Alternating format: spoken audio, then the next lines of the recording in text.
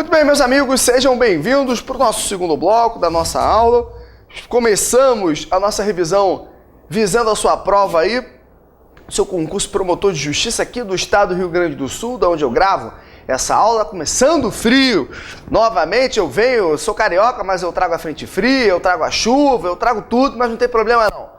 Senhores, nós falamos sobre os atributos, as características dos atos administrativos. Vamos prosseguir porque nós temos os requisitos de validade, alguns autores chamam de elementos de formação. Na verdade, existe um erro de nomenclatura feita pela doutrina de direito administrativo. Nós sabemos que existe uma escala pontiana do direito. Existe uma primeira escala sobre os elementos de formação de um ato. Não é assim? Elementos de formação. E normalmente você tem isso no ato jurídico. O ato jurídico, para estar formado, ou seja, completou o seu ciclo de formação, ou seja, um ato existente, se o ato não estiver formado, se o ato não completou o seu ciclo de formação, ele é um ato inexistente, senhores. No ato jurídico você trabalha com forma, parte, consentimento e objeto. Se o ato não tem parte, não tem objeto, não tem consentimento, não tem forma, sequer existe. Se tem esses elementos, você passa para o próximo, né? Que é, na verdade, você vai trabalhar com os elementos ou os requisitos de validade. E aí, no direito civil, você vai trabalhar partes capazes, livre consentimento, objeto lícito, possível, determinável e, por último, a forma não proibida ou a forma determinada em lei. Não é assim? Vai verificar se o que foi realizado está compatível ou não com o bloco do ordenamento jurídico. Você vai prosseguir e você tem uma próxima escala que é da eficácia do ato. Se o ato produz ou não produz efeitos. O que acontece no direito administrativo? Acontece no direito administrativo, você sabe que o ato administrativo é um ato jurídico qualificado, com qualificadoras. O ato administrativo, ele tem requisitos de validade própria. E aí eu nem vou falar agora dos elementos de formação, vamos falar sobre requisitos de validade, porque são requisitos de validade mesmo. Requisitos de validade. Aliás, vou te explicar isso junto. Quais são os requisitos de validade do ato administrativo? Aqui, não basta parte capazes. Nós precisamos que as partes tenham competência. O ato tem um elemento teleológico de validade, que é a finalidade, o interesse público. O ato também precisa ter forma, a forma que é solene, é formal, um requisito de validade chamado motivo, um pressuposto fático e jurídico que determina a prática do ato, e um efeito jurídico, da mesma forma que o ato jurídico. Então, os requisitos de validade aqui, competência, finalidade, forma, motivo e objeto. O problema é óbvio que são requisitos de validade, porque se um agente sem competência realiza o ato está formado, só não é válido por ausência de competência. Se o agente público realiza um ato violando o interesse público, o ato foi realizado, está formado, só não tem requisito de validade. Se um agente público realiza um ato violando a forma determinada em lei, o ato está formado, só contrariou a forma determinada pela lei. No mesmo sentido, motivo e objeto. Tudo isso, na verdade, são requisitos de validade. O problema é que certos autores chamam de elementos de formação. Então, para vocês, pode vir com o nome de requisito de validade ou, por um erro técnico doutrinário, elementos de formação. Tá? O Celso Antônio até amplia esses requisitos de validade. Eu nem vou colocar a amplitude dada pelo Celso Antônio, porque cai muito pouco, principalmente em concurso estadual. Agora, muito cuidado, porque o ato administrativo, se ele não tiver os elementos de formação do ato jurídico, ele não está formado ainda. Repetindo, cuidado, que mesmo sendo o ato administrativo, que tem esses requisitos de validade, competência, finalidade, forma, motivo e objeto, se ele não tiver os elementos de formação do ato jurídico, ele é inexistente ainda. Se ele não tiver forma, ato sem forma é ato inexistente. Se ele não tiver parte nem objeto, o ato é inexistente. Os elementos de formação, tecnicamente, propriamente do ato administrativo, são os mesmos do ato jurídico, mais função administrativa. Tem elementos de formação do ato jurídico, mais decorrer da função administrativa. Está formado e a gente passa por esses requisitos de validade. Tecnicamente, a gente chama de requisitos de validade e também de elementos de formação. Tecnicamente. Tranquilo? Tranquilo, Juliano? Show! Bom, isso é importante quando a gente fala, daqui a pouco eu vou jogar para você formação, validade e eficácia, para você tomar um cuidado, como é que pode cair na sua prova. Vamos falar um pouquinho sobre isso aqui, só para sanar algumas dúvidas, porque, obviamente, você deve ter estudado isso já na sua vida. Bom, o que eu tenho para falar de competência com vocês? Rapidamente aqui, senhores, porque daqui a pouco eu quero fechar ato e partir para contrato. Quando eu falo de competência, todo agente precisa ter competência. O sujeito precisa ter competência. Competência pode ser chamado também de sujeito. O que significa dizer competência sujeito? Que o agente precisa ter atribuição na lei.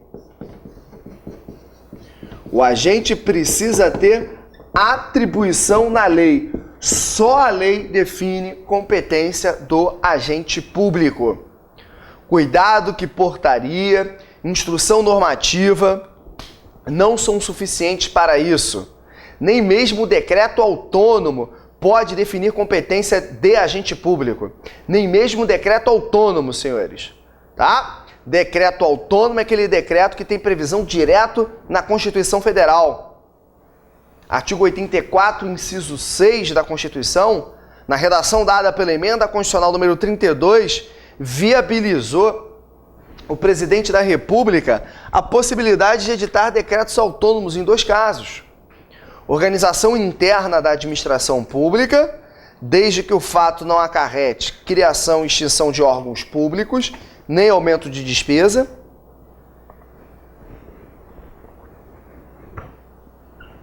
E extinção de cargos e funções públicas quando vagos.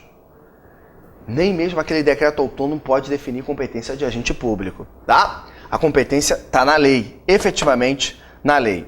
Só cuidado, questão tradicional, essa competência ela tem características. Basicamente, as mesmas características da competência do processo civil. Eu sei que quando você estuda a teoria geral do processo civil, lá se diz que as competências administrativas não são competências, são atribuições. Que só tem competência a autoridade jurisdicional. Sim, eu sei disso. Mas aqui a gente chama também de competência, não só de atribuição. E, no mesmo sentido, as competências aqui são... vamos colocar aqui os pontos principais.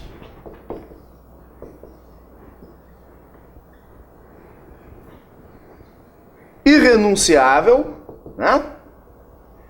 É óbvio que o agente não pode renunciar à sua competência, a competência não é dele para ele renunciar.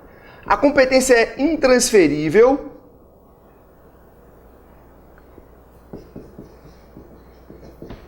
Ninguém pode transferir abstratamente competência, até porque a competência não é do agente, é do cargo, é da função. Você não pode transferir abstratamente aquela atribuição. O que você pode fazer é transferir a execução, é delegar a execução, o exercício da competência. Vamos falar sobre isso, delegar e avocar A competência é indeclinável. O agente público não pode ser omisso no exercício das suas competências, não pode declinar suas competências. A competência também é improrrogável. Não é possível aumentar, estender competência por vontade própria, prorrogar competência por vontade própria, porque a competência está na lei. Você não pode diminuir a competência por vontade própria, inderrogável, e ela é também imprescritível. Bacana! Cuidado, que desse tópico aqui, o que mais cai, tem uma afirmação da 9784, a Lei de Processo Administrativo Federal, vai lá no artigo 11, que está expresso. Abre a 9784, essa já falei, é uma lei de processo administrativo federal, mas várias questões são importantes para qualquer concurso, até porque ela traz definição sobre princípios, ela traz definição sobre controle, sobre recursos administrativos e outros institutos. No artigo 11, ele coloca expressamente que a competência é irrenunciável. Também é intransferível, mas é possível a delegação e a avocação quando existir previsão legal. Não é isso? Então cai muito essa questão de delegação e avocação de competência. Tópico fácil. Quando a gente fala de delegação de competência, delegar competência nada mais é do que transferir a execução do ato a outro agente, a outro órgão público. O que se atribui é o exercício, é a execução. A competência continua sendo do delegante, não vai para o delegado. Essa delegação de competência, cuidado, porque ela só é possível quando a lei autorizar. Só podemos delegar competência quando a lei autorizar. Mas cuidado em sede de processo administrativo. Por que cuidado em sede de processo administrativo? Porque em processo administrativo, dá uma olhada no artigo 12, é possível a delegação de toda a matéria que não estiver proibida. Tudo aquilo que não for proibido é possível a delegação. Ou seja, em processo administrativo, a delegação de competência é uma regra geral. E aí você vai sublinhar o artigo 13 com proibições de delegação de competência. Várias proibições, aliás, 3 proibições de delegação de competência. Competência exclusiva, é indelegável pela sua natureza. Competência normativa, óbvio que apenas em sede de processo. Competência normativa, as competências constitucionais, por exemplo, onde a Constituição autoriza a delegação, não são afetadas por essa proibição. Então, competência normativa e decisões sobre recursos administrativos. Ok? Ok. Cuidado, que na delegação de competência nós temos um ato extremamente formal, solene. É necessário publicar em Diário Oficial essa delegação de competência. Tanto a delegação quanto a sua revogação. Revogação, porque a autoridade administrativa que delega a competência continua sendo competente para a prática do ato. A competência é dele. Ele só delegou o exercício. Portanto, a qualquer momento ele pode revogar o que foi delegado. A qualquer momento é possível a revogação do que foi delegado. Precisa publicar em Diário Oficial. Dê um pulo no artigo 14, parágrafo 1º. Sublinha que é necessário indicar os limites da delegação, a fundamentação, o motivo, a razão, é um ato motivado. É necessário indicar o prazo da delegação, a validade da delegação. A delegação de competência é uma medida temporária, necessariamente precisa ser temporária. Por que necessariamente precisa ser temporária? Senão vira uma declinação de competência. Então, medida temporária, e a autoridade administrativa precisa indicar os recursos que cabe em face da delegação de competência. Show? Da prática do ato em si. Então, medida formal. A gente não tem uma delegação de competência tácita, não é possível. Questão de prova. Duas questões importantes de prova. A primeira, ela está no 14, parágrafo 3º da Lei 9784. Que você vai fazer uma remissão preliminarmente para a súmula 510 do Supremo Tribunal Federal. Porque no exercício das atribuições de competência delegada, isso assusta muita gente, mas não tem problema algum. O ato é considerado praticado pelo delegado. No exercício das competências, por delegação de competência, o ato é considerado praticado pelo delegado. Inclusive, em sede de mandado de segurança, você vai atribuir como autoridade coatora o delegado, não o delegante. Súmula 510. Isso é importantíssimo porque a gente sabe que a autoridade coatora ela não é parte, ela não é o polo passivo, melhor dizendo.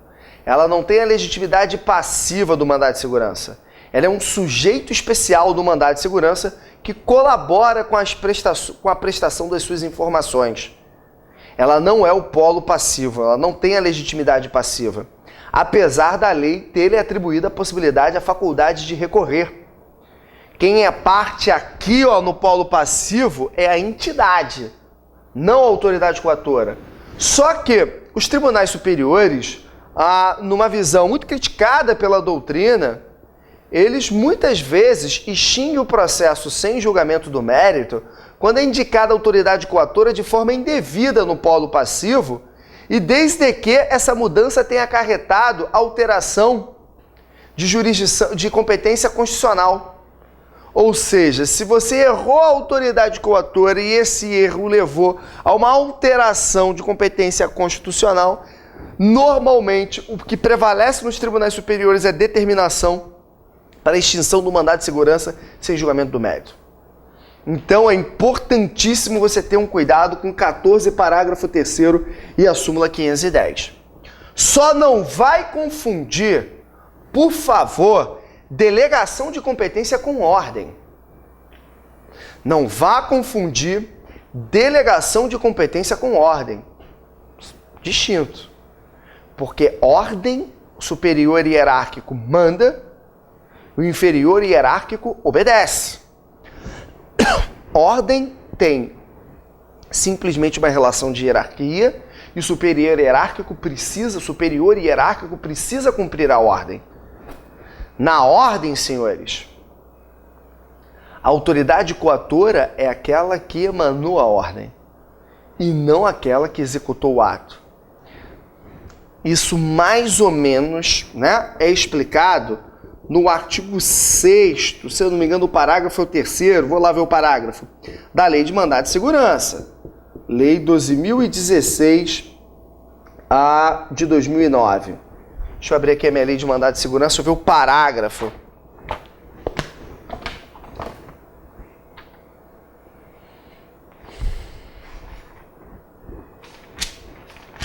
Acho que é o parágrafo 3º, mas às vezes eu erro, né? Sim, o parágrafo 3º. Olha lá, artigo 6º da Lei de Mandado de Segurança. Parágrafo 3º. Considera-se autoridade coatora aquela que tenha praticado o ato impugnado ou da qual emane a ordem para a sua prática. Aí é a ordem. Beleza, doutores? Beleza. Cuidado também, eu até esqueci de falar, esses requisitos de validade, se você tiver numa prova dissertativa, eles estão praticamente conceituados na Lei de Ação Popular. Lei 4.717/65. Ação popular, você sabe, é uma ação constitucional, um remédio constitucional que visa a anulação de um ato ou contrato lesivo e ilegal, um ato ilegal e lesivo a patrimônio público. Então é uma ação que tem por objeto a invalidação de um ato ou um contrato ilegal com pedido de ressarcimento ao erário. Já que ela visa invalidar um ato ou um contrato, o legislador colocou lá os requisitos de validade do ato no artigo 2º. Vai lá no artigo 2º da Lei de Ação Popular, está basicamente definido esses requisitos de validade, necessitando só certos complementos doutrinários. Show, Juliano? Então essa é a delegação de competência.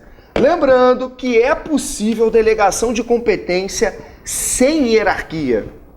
É possível sim delegação de competência sem hierarquia, senhores. Por quê? Porque você pode ter delegação de competência entre autoridades do mesmo nível hierárquico. É possível. como você pode ter delegação de competência entre órgãos independentes, Ministério Público e Poder Executivo e vice-versa. Então, sim, é possível delegação de competência sem hierarquia. Bom, essa é a delegação. A avocação é o fenômeno inverso. O que é avocar? Vai no artigo 15. Avocar ocorre quando o superior hierárquico traz para si o exercício da competência do seu subordinado. Então, ocorre quando o superior hierárquico traz para si o exercício da competência do seu subordinado. Uma medida na lei, artigo 15, temporária, tem que ser uma medida excepcional, diferentemente da delegação, que pode ocorrer quando a lei não proibir. Então, uma medida excepcional e que também deve ser fundamentada. Ok? 2 pontos importantes. Competência privativa, exclusiva, não pode ser delegada.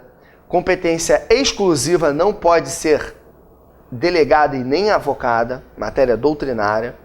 Apesar da lei não ter falado nada na avocação, a competência exclusiva não pode ser avocada. E segundo ponto, na definição que está na lei, a avocação depende de hierarquia superior, trazendo para si o exercício da competência do seu subordinado. Bacana. Tópico importante de competência também. Ato praticado por agente incompetente. Ato praticado por agente incompetente. Um ato inválido. Ato praticado por agente incompetente, ato inválido. Necessariamente vai ser declarada a invalidade desse ato? Não. Pode ser que a gente consiga salvar a prática de um ato ilegal praticado por um agente incompetente. E a gente tem algumas teorias para salvar esse ato ilegal. Bom, primeiro, hoje em dia a gente tem a convalidação. É possível a autoridade administrativa convalidar o ato praticado por um agente incompetente. A gente vai trabalhar com convalidação. A convalidação veio com a Lei 9784/99, está lá no artigo 55. Mas a lei é de 99. E antes de 99 nós tínhamos alguns institutos. E cuidado que às vezes em prova eles te cobram algumas visões desses institutos. Primeiro, a gente consegue salvar ato praticado por agente incompetente pelo princípio da impessoalidade, em algumas situações. Princípio da impessoalidade. Você vai pegar a questão de prova nesse sentido. Por quê, Juliano? Porque quando um agente público pratica um ato, a gente tem uma visão primeira que o ato é impessoal, portanto ele não pode beneficiar ninguém, ele não pode fornecer privilégios injustificados, ele precisa tratar com isonomia, com igualdade, todos administrados. Bacana. Mas tem uma impessoalidade em outro sentido. Numa inversão, o ato é praticado pelo agente impessoal, ele não deve ser atribuído a ele propriamente dito, ele é atribuído ao órgão e à entidade. Se o ato é atribuído ao órgão, à entidade, muitas vezes a gente consegue salvar um ato ilegal, porque o ato é impessoal, não é dele, é do órgão e da entidade. Principalmente, obviamente, se a gente só utiliza a teoria se a gente só utiliza o princípio da impessoalidade, fica ainda muito grosseiro, fica muito caretada, né? Isso foi uma teoria, só o princípio da impessoalidade ainda é uma preliminar para você fazer manutenção desse ato. Porque logo depois utilizaram, né, foi criada a teoria da aparência. A teoria da aparência é utilizada até hoje em dia. Vocês utilizam muito teoria da aparência em direito empresarial. A gente pode utilizar a teoria da aparência também no direito administrativo. Qual é a base? A base aqui, ó, é a proteção de terceiros de boa-fé. Sem dúvida alguma, a base é a proteção de terceiros de boa-fé, considerando que um ato foi praticado por um agente público que aparentemente tinha competência, desde que essa competência não seja exclusiva. desde que essa competência não seja exclusiva. E ela também tem premissa no princípio da impessoalidade. Já que o ato não é praticado pelo próprio agente, já que o ato não é exclusivo do agente, é do órgão e da entidade que ele pertence, se a competência não for exclusiva e se o terceiro estiver de boa fé, vamos fazer manutenção do ato. Teoria da aparência. Hoje em dia, obviamente, temos muito mais segurança jurídica quando utilizamos a convalidação. Porque na teoria da aparência, o ato continua com erro, continua com vício. Só que o juiz, o Estado juiz, a autoridade jurisdicional faz manutenção desse ato pela teoria da aparência, considerando que o ato é impessoal, não prejudica terceiros e os terceiros estão de boa fé e a competência é exclusiva. Show, senhores? Show. Mas a competência não for exclusiva, perdão. Os três pressupostos: boa fé de todos aqueles que são alcançados pelo ato, sem prejudicar ninguém, isso é importante também. Competência não exclusiva, porque aí o ato é manifestamente ilegal. E impessoalidade, a gente junta um pouco a impessoalidade aqui, justamente para trabalharmos com a teoria da aparência. Ato é praticado por um agente que aparentemente tinha competência, já que o ato não é próprio dele, é do órgão da entidade, vamos fazer manutenção desse ato. Por que vale muito mais a pena a gente aplicar a convalidação do ato administrativo? Porque na convalidação nós temos um ato próprio corrigindo o defeito. Uma autoridade competente ratifica o ato praticado pela autoridade incompetente com efeito retroativo, ou seja, o ato simplesmente, o defeito é sanado, é corrigido. Aqui não, continua com o defeito, mas o ato é dado, o ato simplesmente é feito manutenção sobre ele. É inválido, tem vício, mas vamos aplicar a manutenção. Por isso que a convalidação é muito mais forte, a convalidação é muito mais segura, porque a convalidação você corrige para todo mundo. Aqui não está corrigido, você só faz manutenção. Eu posso aplicar a teoria da aparência, hoje em dia ainda, quando não preenchido os pressupostos da convalidação. Às vezes não dá para preencher pressuposto da convalidação. Às vezes, vamos pensar, o vício é insanável. Convalidação você só pode aplicar para vício sanável.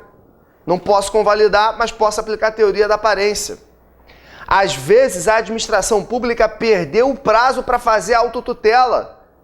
A administração pública tem um prazo de 5 anos para invalidar os seus atos que tenham gerado efeitos favoráveis a terceiros de boa-fé. Se ela possui um prazo decadencial de 5 anos para invalidar, ela possui um prazo decadencial também para convalidar, é para autotutela. Perdeu o prazo para fazer a autotutela. O que acontece? A gente pode aplicar a teoria da aparência. Então, é uma teoria subsidiária que pode ser utilizada ainda hoje, sim, para fazer manutenção de atos ilegais produzidos por autoridades incompetentes. Bacana, Juliano. Aí prossegue, vamos lá. Sobre os outros requisitos de validade.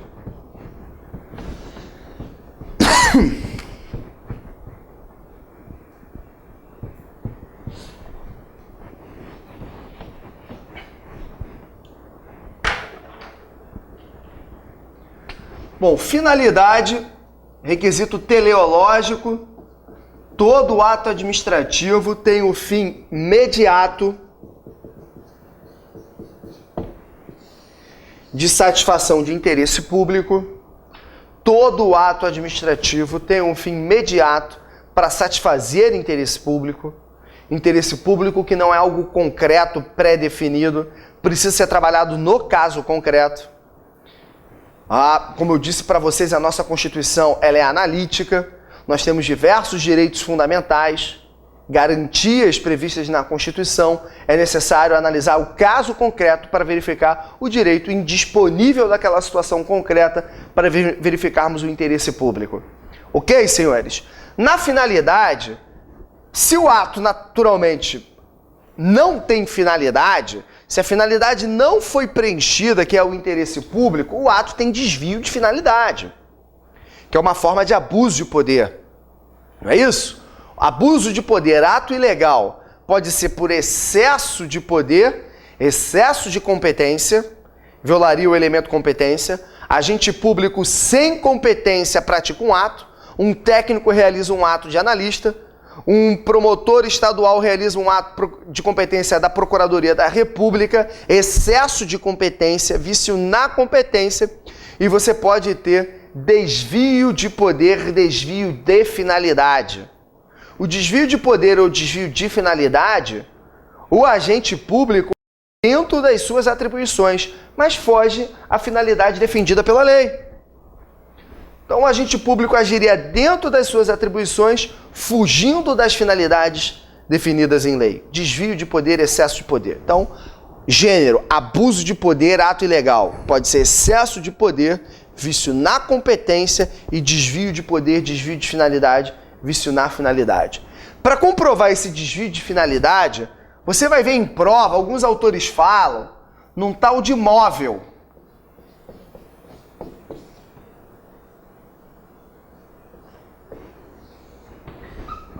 Alguns autores falam num tal de móvel. O que é o móvel? Móvel é o que move o agente. Móvel é um elemento subjetivo.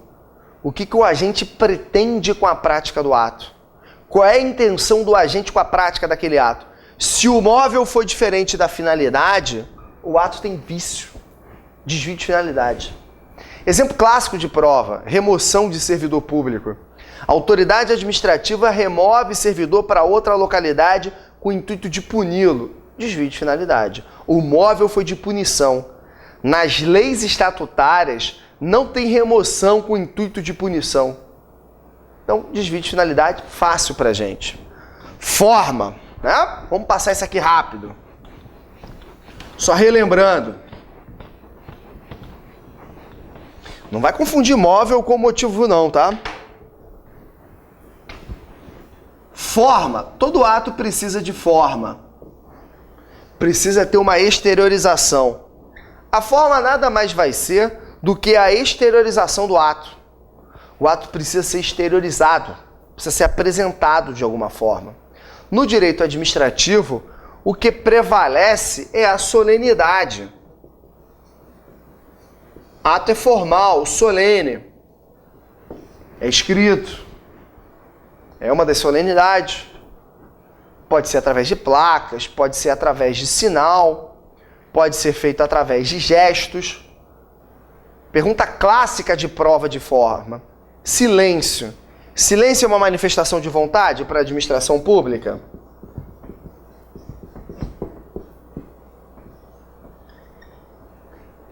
Silêncio é uma manifestação de vontade para a administração pública? Sim ou não? Sim, quando a lei determinar. Quando a lei determinar que o silêncio seja uma exteriorização de vontade, ele é. O sujeito passou a... Vamos pensar na seguinte situação. Lei ou regulamento, edital, enfim. Concurso público, pronto. Concurso público de 3 fases. Primeira fase, prova objetiva. Segunda fase, dissertativa. Terceira fase, prova oral. Quarta fase, títulos. 4 fases. Ainda tem fases intermediárias, documentação, tudo bem. Sai a convocação dos candidatos aprovados na primeira fase. Tem silêncio em relação ao nome dos outros candidatos inscritos no concurso. Esse silêncio foi uma manifestação de vontade? Foi. Aqueles que não tiveram seu nome convocados no edital X foram reprovados. Manifestação de vontade. Só cuidado que a omissão é uma conduta ilegal. Silêncio é manifestação de vontade por um ato, sim. Mas omissão não. Conduta manifestamente arbitrária, ilegal, indevida. Quando a gente fala sobre forma, a forma, a solenidade do direito administrativo gera também, está relacionada à tipicidade do ato. O ato é típico, é solene, é formal. Só cuidado, porque quando a gente fala em processo administrativo, inverte essa premissa. Processo administrativo, a regra é a informalidade ou formalidade mitigada, como eu disse para vocês, artigo 22 da 9784, os atos realizados no procedimento interno não dependem de forma específica, ressalvados os casos previstos em lei, processo administrativo, a regra é a informalidade, ou, como preferem alguns autores, o formalismo mitigado, o formalismo temperado, porque é informal, mas é escrito. É informal, mas às vezes a lei determina a formalidade. Como, por exemplo, licitação, processo licitatório. Licitação extremamente formal. E no processo administrativo a gente também tem a atipicidade. Então, no processo administrativo prevalece a informalidade e a atipicidade. Não vai errar isso, por favor. Tá? Você sai de forma, tem motivo.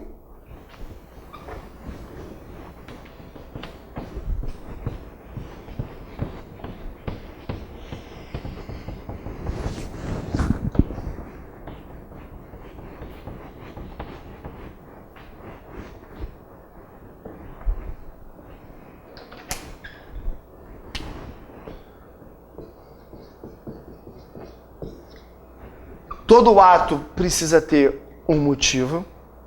Todo ato precisa ter algo que leva à prática do ato. O motivo sempre vem antes. É o pressuposto.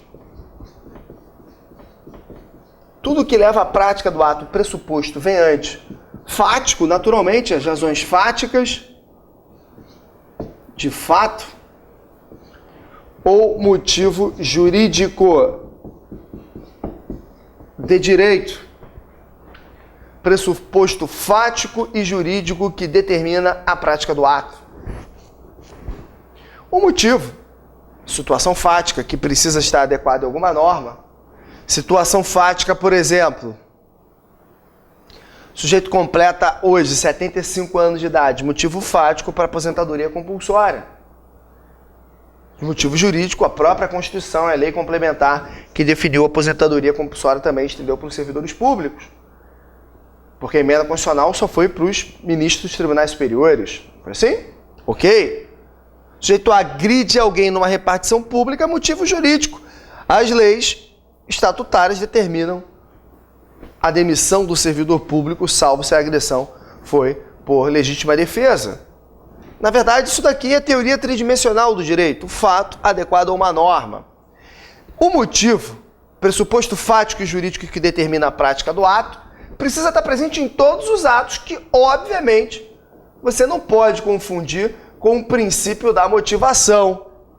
Motivação que você já está acostumado para as decisões judiciais, jurisdicionais. Artigo 93, inciso 9 e 10 da Constituição Federal, determina que as decisões administrativas e jurisdicionais do Poder Judiciário devem ser motivadas.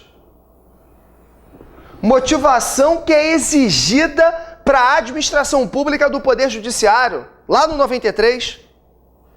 93.9 determina que as decisões administrativas do Poder Judiciário sejam motivadas. Se as decisões administrativas do Poder Judiciário precisam ser motivadas, a administração pública do Poder Judiciário precisa atender motivação. E a gente faz uma interpretação extensiva do 93 da Constituição para toda a administração pública. Então vamos utilizar uma interpretação extensiva do 93 para exigir que toda a administração pública tenha motivação dos seus atos. Por quê? A motivação, senhores, é um princípio meio, como publicidade é princípio meio. Porque é a partir da motivação que você consegue verificar a legalidade, a juridicidade do ato. E a motivação fornece transparência. A transparência viabiliza controle. Transparência e controle são importantíssimas no Estado de Direito, Estado que respeita as leis, num Estado republicano, onde todo o poder emana do povo, principalmente numa democracia. Motivação é importantíssima para Estado de Direito, para Estado republicano e também que adota o regime democrático. Senhores, essa motivação, cuidado na hora da sua prova, é um princípio expresso na Lei de Processo Administrativo. Tudo bem que a gente faz uma interpretação extensiva na Constituição, mas para toda a administração pública ele não é expresso na Constituição. mas na lei de processo administrativo é. E você vai ter atenção ao artigo 50 da 9784. Porque a gente tem um rol ali, obviamente, um rol exemplificativo, números apertos, onde a administração pública precisa motivar os seus atos. Por que é um rol exemplificativo? Porque é um princípio. E se é princípio, a administração pública precisa motivar na medida do possível. É óbvio que tem que ser rol exemplificativo. Porque a administração pública precisa motivar em qualquer situação onde seja possível a motivação. Princípio é um comando, é um mandado de otimização. Se princípio é um mandado de otimização, um comando de otimização, tem que fazer motivação na medida do possível. Então, rol exemplificativo. Mas em prova cai esse rol às vezes. Você vai dar uma olhada, por mais que seja uma prova estadual. Atos que negarem direitos, que limitarem, restringirem direitos, impor sanção, atos que declararem inexigível, dispensável o processo licitatório, que decidirem processo seletivo, recurso de ofício, atos que convalidarem, invalidarem, revogarem outros atos administrativos, tudo isso precisa de motivação. Sublinha o parágrafo 1º, também questão tradicional de prova, as leis de direito administrativo determinam de forma expressa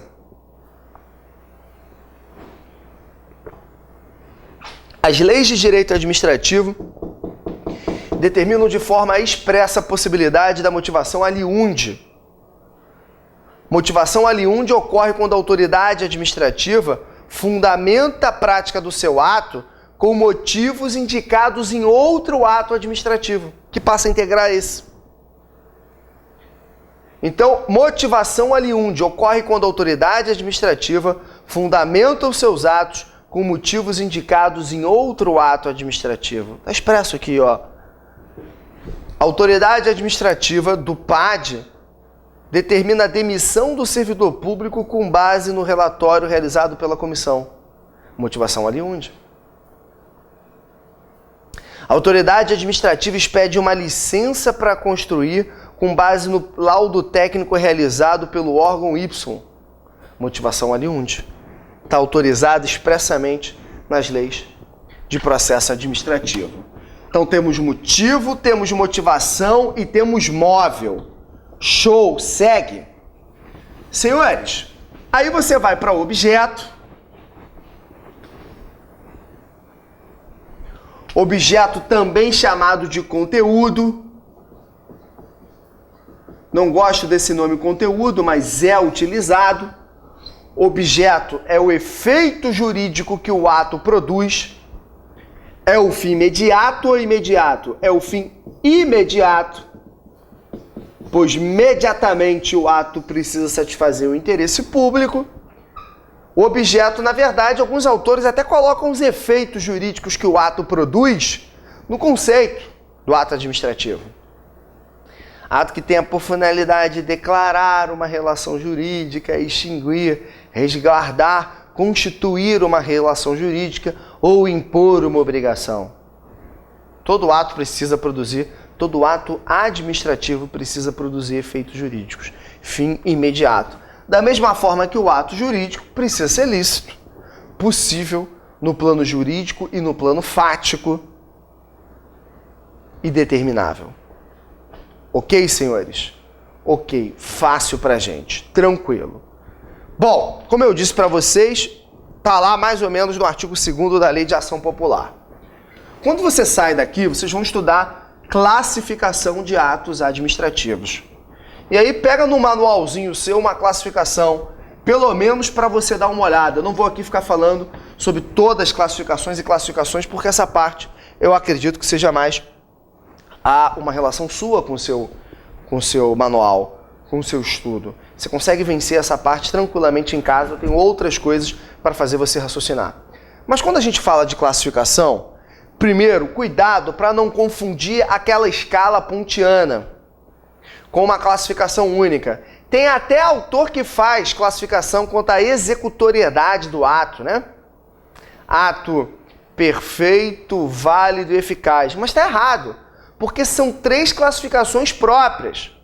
Uma coisa é você falar de plano de formação do ato, né? Ato perfeito ou ato imperfeito.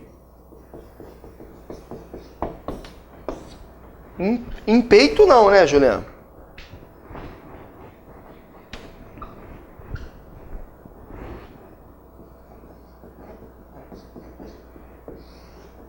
Ato perfeito e ato imperfeito.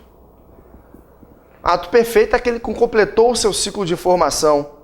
Já tem todos os seus elementos presentes. Aí aqui, se surgir por acaso esses planos, você vai lembrar que o plano de formação do ato administrativo é o mesmo do ato jurídico, que venha de uma função administrativa. Então, se tem parte, se tem manifestação de vontade, se tem forma e vem da função administrativa, o ato está perfeito. Se não, é um ato imperfeito. Principalmente, forma e objeto. Porque competência não tem no ato jurídico finalidade nem motivo. Forma e objeto. Ato administrativo sem forma e objeto, senhores, é ato imperfeito, inexistente. Se tem tudo isso, você vai para o próximo plano. O plano da validade.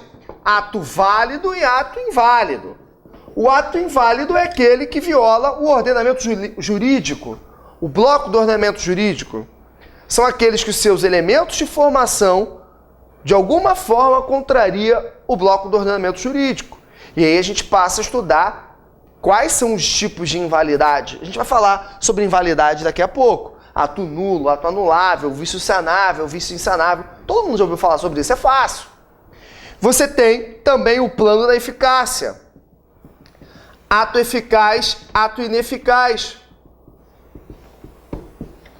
Eficaz que produz efeitos. Ineficaz que não produz efeitos. Fácil. Ato consumado já produziu todos os seus efeitos. Ato pendente, que os seus efeitos estão vinculados a um termo, evento futuro incerto, ou uma condição, evento futuro incerto. Fácil. Ok? Ah, essa questão do ato pendente, na prova, se cair ato pendente para vocês, pendente a termo ou condição, coloca ato ineficaz. É o majoritário. Tem alguns autores que entendem que o ato pendente é eficaz. José dos Santos Carvalho Filho é um. Mas em prova vai direto no ato ineficaz. Ok, senhores? Ok. Nessa eficácia e ato ineficaz, o Celso Antônio até faz uma classificação de ato eficaz. Efeitos principais, típicos do ato, e efeitos atípicos. Já vi isso em algumas provas, às vezes vocês se enrolam. Efeito atípico, vocês têm dois efeitos atípicos aqui. Dois efeitos atípicos. O extensivo ampliativo, quando o ato engloba terceiras pessoas, que não sejam as principais. Efeito atípico extensivo, o ato envolve terceiras pessoas que não as principais. E o efeito podrômico. Efeito podrômico, preliminar. O que é o efeito podrômico preliminar? É o ato administrativo que indica a necessidade da produção de um novo ato. É o ato administrativo realizado que determina a necessidade de realização de um novo ato. Como, por exemplo, o ato complexo, o ato composto. Você tem um primeiro ato e, posteriormente, necessariamente, você tem que ter um segundo ato. Efeito podrômico. Mas volta para cá. Esses três planos são distintos e você pode misturar eles. Questão de prova, tranquila, fácil, que você não pode errar. Esses três planos, galera, relembrando aqui, ó, você pode ter um ato imperfeito. Se o ato é imperfeito, não dá para trabalhar com o plano da validade. Se ele não tem forma, se ele não tem parte, não tem manifestação de vontade, consentimento, ele é imperfeito. Se ele é imperfeito, não dá para falar de validade. Mas necessariamente ele é ineficaz. Necessariamente ele não produz efeitos. Se ele é perfeito, Aí você mistura. Todo mundo sabe disso, né? Mas eu falo porque às vezes cai. E cai muito em direito administrativo. Isso, errar é uma bobeira. Se o ato é perfeito, ele pode ser válido de acordo com o ordenamento jurídico e eficaz, produzir efeitos. Como ele pode ser perfeito, completou o seu ciclo de formação, ser válido e não produzir efeitos. Como ele pode ser perfeito, contrário ao ordenamento jurídico, inválido, não produzir efeitos. Show! Como ele pode ser perfeito,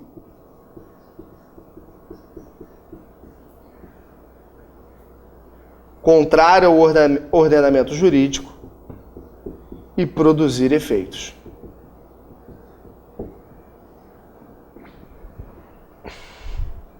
Ato inválido produz efeitos, senhores. Ato inválido pode produzir efeitos. O plano da eficácia, na verdade, ele está relacionado ao da perfeição. Por isso que na definição de ato perfeito você vê lá, ato perfeito, com aptidão para produzir efeitos. O ato inválido pode produzir efeitos, até porque ele tem presunção de validade, presunção de legitimidade e veracidade. Então, o ato inválido produz efeitos, sim. E daí, por que na declaração de invalidade que normalmente a gente retroage? Essa é a afirmação que mais cai dentro desses planos em concurso público e, por favor, você não erre isso. Senhores, cuidado na questão de ato discricionário e vinculado. Ele pode perguntar alguma coisa. Tanto relacionada à classificação, como principalmente a parte de controle jurisdicional sobre o ato discricionário e o ato vinculado. Por que isso? Vamos lá.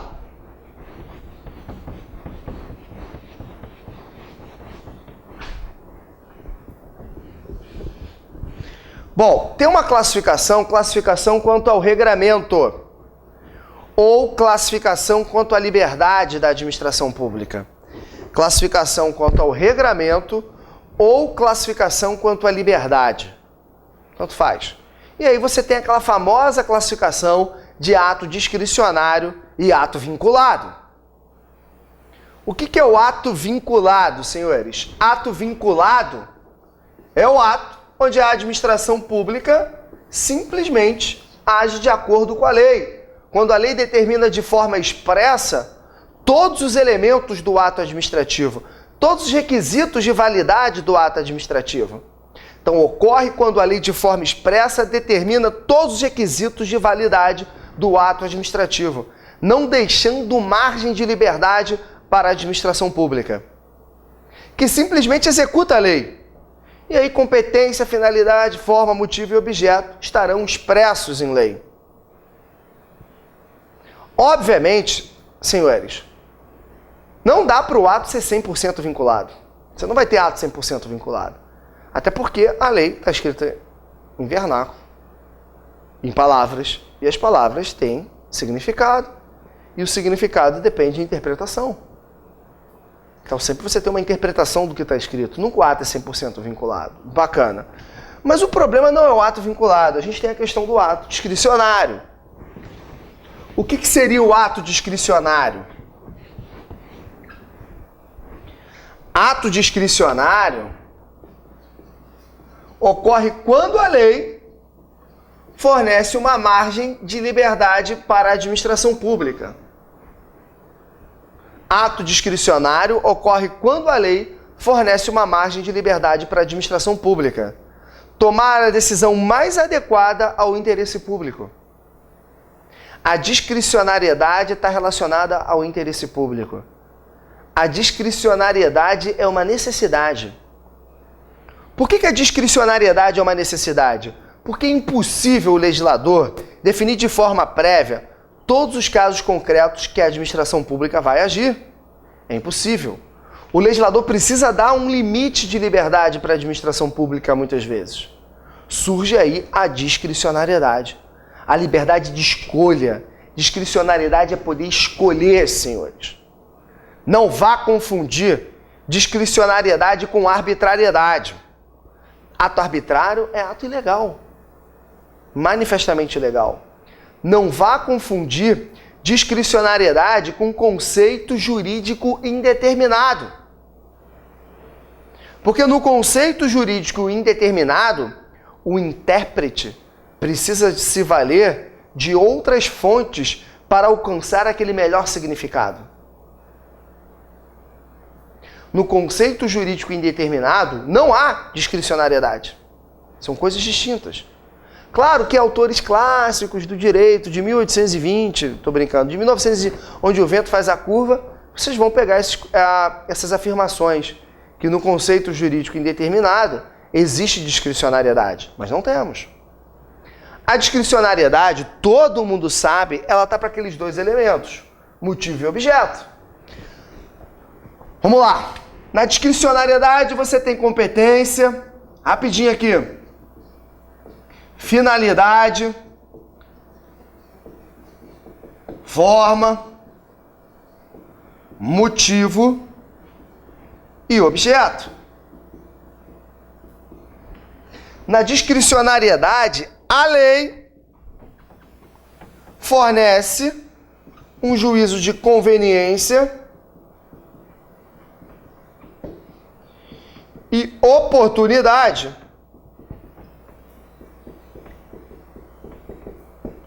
sobre o motivo e objeto, que vai formar o que chamamos de mérito administrativo. E aí, competência, finalidade e forma continuam basicamente vinculados. Então, falou de conveniência, juízo de conveniência e oportunidade sobre o motivo, sobre o objeto, está falando de mérito, está falando de ato discricionário. Essa conveniência e oportunidade pode ser só sobre o motivo, pode, por pressuposto fático jurídico, a lei já determinando o efeito. Essa conveniência e oportunidade pode ser só para o efeito, a lei determina o motivo, e aí a administração pública escolhe o efeito do ato, como a conveniência e oportunidade pode ser para os dois, tanto para o motivo como para o objeto. Forma o mérito. Uma das questões principais da matéria, controle de legalidade e controle de mérito do ato discricionário. Controle de legalidade e controle de mérito sobre o ato discricionário. Vamos deixar isso para o próximo bloco? Já voltamos. No próximo bloco a gente fecha ato. Eu preciso fechar, que eu tenho outros tópicos, até estou demorando demais em ato. E vamos passar para outros tópicos de contrato, improbidade. Enfim, vamos fluir na matéria. Beleza? Lembrando que eu divido o conteúdo programático de direito administrativo. Bom que você tem outras visões sobre o conteúdo programático. Um abraço aí e até o nosso próximo bloco.